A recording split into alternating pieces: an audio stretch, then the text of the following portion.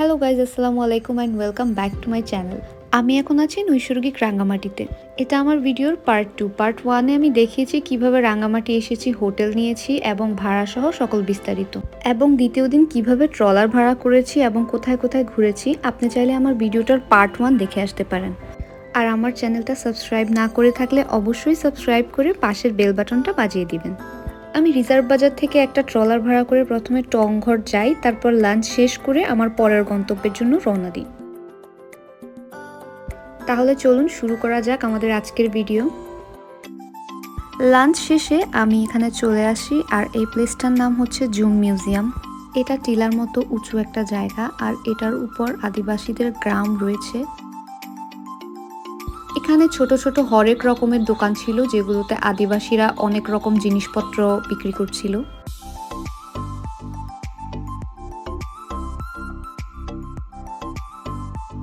নিচে গ্রাম থেকে এখানে অনেকগুলো সিঁড়ি বেয়ে উপরে ওঠার পর আপনাকে এখান থেকে টিকিট কিনতে হবে। সো আপনাকে 20 টাকা পার পার্সন একটা টিকিট পারচেজ করতে হবে ওদের কাছ থেকে। আর এই রাস্তা ধরে আপনি হচ্ছে একটা মিউজিয়ামে যাবেন, দেন ওই সাইডটা থেকে নেমে তারপর আপনি নিচে যাবেন।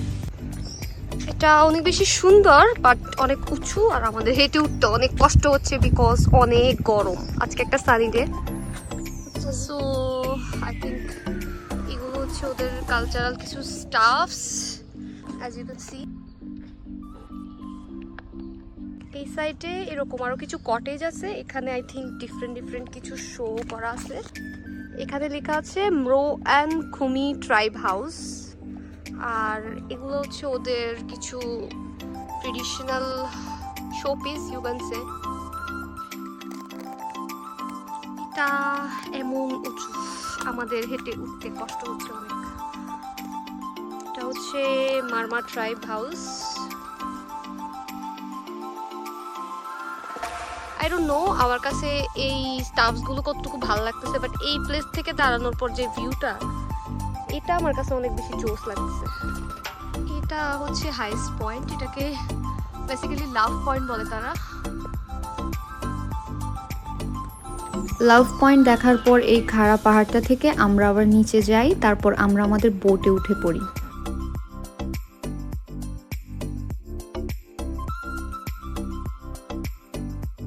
এটা ছিল আমার নেক্সট ডেস্টিনেশন। এই ধান ক্ষেত পেরিয়ে সিঁড়ি দিয়ে উপরে উঠলে টিলার উপর ছোট্ট একটা গ্রাম আছে, আর এদিকে দেখতে পেলাম আদিবাসীরা ধান ক্ষেতে কাজ করছিল। ওই সময়টাতে অনেক বেশি গরম ছিল, কিন্তু তারপরেও আবহাওয়াটা এত বেশি সুন্দর লাগছিল দেখতে, যা দেখলে এখনো আমি মুগ্ধ হই।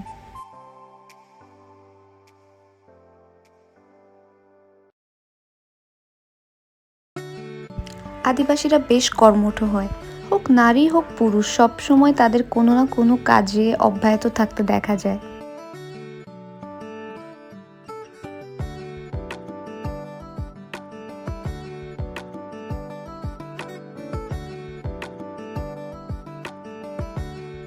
এখানে সারিবদ্ধভাবে তাদের অনেকগুলো দোকানপাট আছে, সেটা পার করে আমরা সামনের দিকে যাচ্ছি। এই সুন্দর পাহাড়ি রাস্তাটা পার করে আমরা এখন একটা বৌদ্ধ মন্দির যাব। We have to go up there.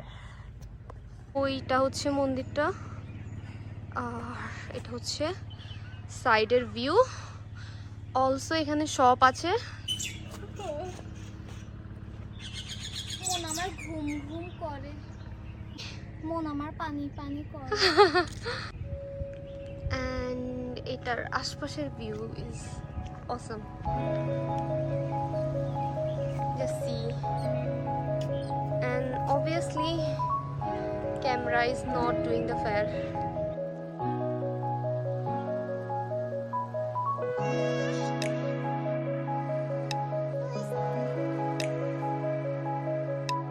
মন্দির থেকে বেরিয়ে আমরা একই পথে আবার আমাদের বোটের কাছে চলে আসলাম। বোটে বসে এবার আমরা যাচ্ছি রাঙ্গামাটির সবচেয়ে জনপ্রিয় স্পটে। আর যাওয়ার পথের ভিউটা সবচেয়ে বেশি অসাধারণ। আপনারা আমার সাথে ভিউটা এনজয় করুন।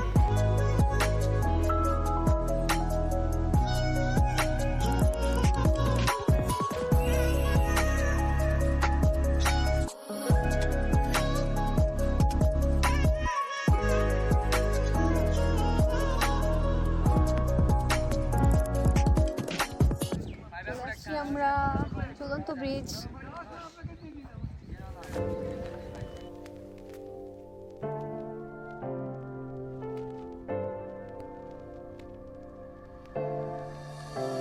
যেহেতু এখানে আপনার বোটটা পার্ক করে রাখা হবে, সেটার ভাড়া 50 টাকা আপনাকে পে করতে হবে। আর এখানে ঢোকার পার পার্সন টিকিট মূল্য হচ্ছে 20 টাকা।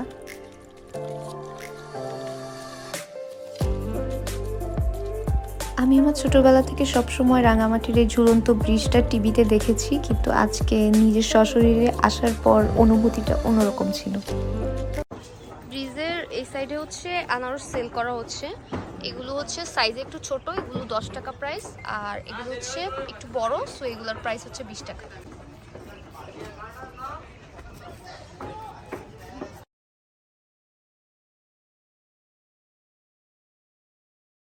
অনেক মজা। আপনি কেমন? ইয়াম, অনেক মজা। মিষ্টি? হুম।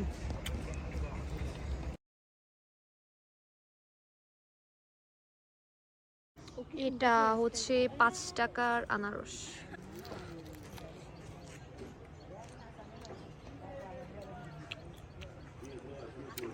বিট ডিফারেন্ট মনে হচ্ছে আমার কাছে। আমার হচ্ছে এটার এই সাইডগুলো একটু একটু ড্যামেজড, ওই যে যার কারণে এটা 5 টাকা, আর সাইজেও ছোট। তারপর ঝুলন্ত ব্রিজের পাশে থাকায় সিঁড়ি দিয়ে উপরে চলে আসি, আর এখানে অনেক রকম খাবার সেল করছিল। যেহেতু তখন খুব গরম ছিল, তাই আমার কাছে মনে হলো আইসক্রিম খাওয়া উচিত একটা। অনেক গরমের মধ্যে এটা পারফেক্ট। হ্যাঁ।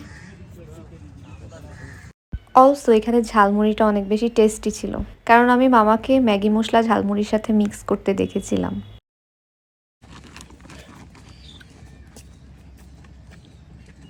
কেমন আইসক্রিম বলো? রিভিউ দাও। মজা। ওকে এখন ঝালমুড়ি দিব। এখানে এখানে খাও।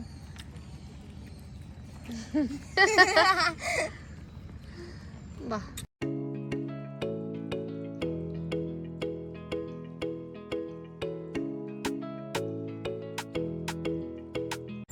তোমার নাম কি যে? Okay, she is making a weird face. বেবিটার সাথে জাস্ট একটু মজা করেছি, আর আমি চট্টগ্রামের ভাষা বলার চেষ্টা করেছি, যেহেতু তারা কথার সাথে যে অ্যাড করে এটা আমার জানা ছিল, তাই একটু মজা করছিলাম। পরে চাটা শেষ করে এই পাশটাতে আসি, এখানে সন্ধ্যা নামার দৃশ্যটা খুব সুন্দর লাগছিল দেখতে। আজকে ঝুলন্ত ব্রিজই ছিল আমার শেষ ডেস্টিনেশন। তারপর আমি হোটেল ফেরত যাব। এখানে সন্ধ্যাটা দেখার পরে আমি আমার বোটে ফেরত যাই। বোটে ওঠার আগে এখান থেকে আমি একটা পানির বোতল নিই, যেটার গায়ের মূল্য ছিল 30 টাকা, কিন্তু তারা আমার কাছ থেকে 50 টাকা রাখে। সো আপনারা ট্রাই করবেন এই প্লেস থেকে কিছু না কেনার, কারণ ওরা অনেক ওভার প্রাইস রাখে এখানে। সন্ধ্যাবেলা এভাবে ফেরত যাওয়ার অভিজ্ঞতাটা বেশ সুন্দর ছিল, প্লাস ভয়ঙ্করও ছিল, কারণ এই সময়টাতে রিস্কি হয়ে যায়, এমনটা বলছিল আমাদের বোটের চালক। তার কাছ থেকে শোনা যায় এখানে সন্ধ্যার পরে জলদস্যুর ভয় থাকে, তাই এখানকার সকল বোট চালকরা চেষ্টা করে সন্ধ্যার আগেই যাত্রীদের নিয়ে তাদের গন্তব্যে পৌঁছে দিতে।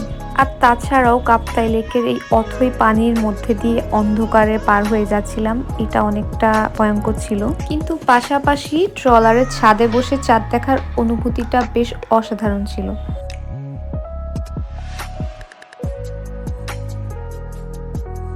ট্রলার থেকে নামার পর আমরা আমাদের ভাড়া পরিশোধ করে সোজা ডিনার করতে চলে যাই, আর সেদিনটা আমাদের আর কোনো অ্যাক্টিভিটিস ছিল না। সো আমাদের ডিনার চলে এসেছে। এটা হচ্ছে মাছের ভর্তা, এটা ব্রয়লার মুরগি, এটা হচ্ছে শুটকির ভর্তা, এটা ডাল, আর এখানে সালাদ আছে, আর রাইস, আর একটা ঠান্ডা পানি। সো গাইজ, আজকের ভিডিওটা আমার এই পর্যন্তই। আজকের জন্য আমি বিদায় নিচ্ছি। আমার ভিডিওর পার্ট 3 দেখার জন্য আহ্বান রইল। সেখানে আমি আমার তৃতীয় দিনের সকল ডিটেলস এবং অ্যাক্টিভিটিস দেখিয়ে দিব। সে পর্যন্ত ভালো থাকবেন, সুস্থ থাকবেন। আল্লাহ হাফেজ।